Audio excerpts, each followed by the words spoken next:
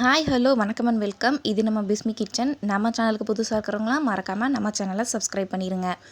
ஒருத்தவங்க வந்து புளி சாதம் போடுங்க அப்படின்னு கேட்டிருக்காங்க. ஸோ நம்ம இன்றைக்கி புளி சாதம் செய்ய போகிறோம். வாங்க வீடியோக்குள்ளே போகலாம். கடலைப்பருப்பு வந்து இந்த மாதிரி தோல் உரித்து எடுத்து வச்சுருக்கிறேன்.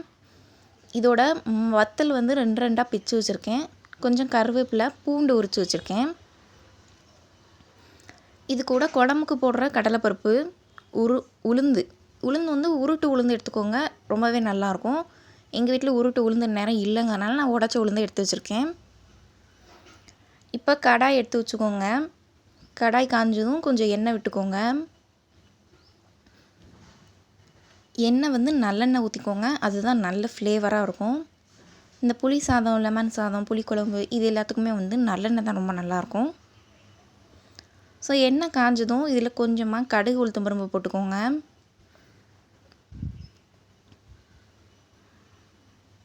கடுகு பொரிஞ்சதும் கடலைப்பருப்பு உளுந்து வச்சுருந்தோம் இல்லையா, அதை வந்து சேர்த்துக்க போகிறோம். இந்த ஸ்டேஜில் வத்தல், கருவேப்பிலை, பூண்டு இதெல்லாம் வந்து நம்ம சேர்த்துக்குருவோம். இதுக்கப்புறமா உரித்து வச்சுருந்த கடலைப்பருப்பையும் சேர்த்துக்குருவோம். எல்லாத்தையும் சேர்த்து நல்லா இந்த எண்ணெயிலே வதக்கி விடுங்க.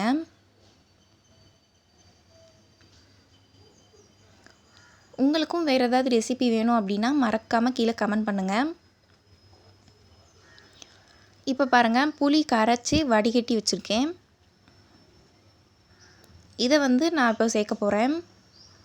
புளி நல்லா கட்டியாக கரைச்சி வடிகட்டி வச்சுக்கோங்க. ஊற்றும் போது பார்த்து ஊற்றுங்க, மேலெலாம் தெரிக்கும்.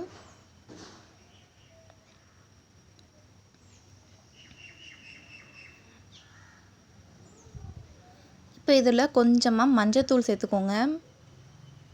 கொஞ்சமாக சேர்த்துக்கிட்டாலே போதும். அதுக்கப்புறமா டேஸ்ட்டுக்கு ஏற்ற மாதிரி கொஞ்சம் உப்பும் சேர்த்துக்கோங்க.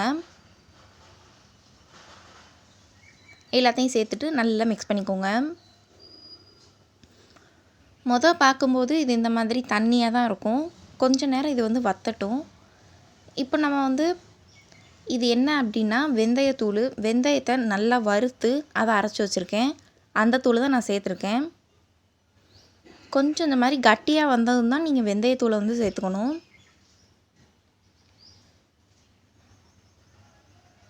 அவ்வளோதான், நம்ம பேஸ்ட் வந்து ரெடி ஆயிடுச்சு. இந்த பேஸ்ட்டை வந்து நீங்கள் ஸ்டோர் பண்ணி வச்சுக்கிட்டாலும் சரி, இல்லைனா அந்தந்த நேரத்துக்கு தேவைக்கு கொஞ்சம் கொஞ்சமாக செஞ்சுக்கிட்டாலும் சரி. பேஸ்ட்டோட நல்லா சுடுசாக எடுத்து வச்சுக்கோங்க. சோறை நல்லா இதில் போட்டு மிக்ஸ் பண்ணிக்கோங்க. உங்களுக்கு தேவையான அளவு போட்டுக்கோங்க. மிச்சம் இருந்தால் பேஸ்ட் வந்து முதல்ல எடுத்து வச்சுக்கோங்க. நல்லா ஒரு கண்ணாடி ஜாரில் போட்டு வச்சுக்கிட்டிங்கன்னா எவ்வளோ நாள்னாலும் இருக்கும்.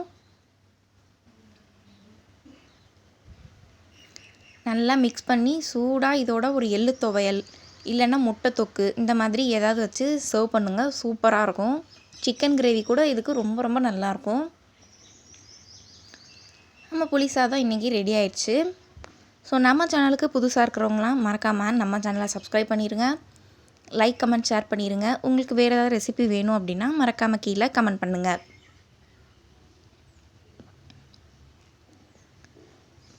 பார்த்திங்கன்னா இந்த மாதிரி பேஸ்ட்டு செஞ்சு ட்ரை பண்ணி பார்த்துட்டு எப்படி இருந்ததுன்னு கீழே கமெண்ட் பண்ணுங்கள். தேங்க்யூ ஃபார் வாட்சிங்.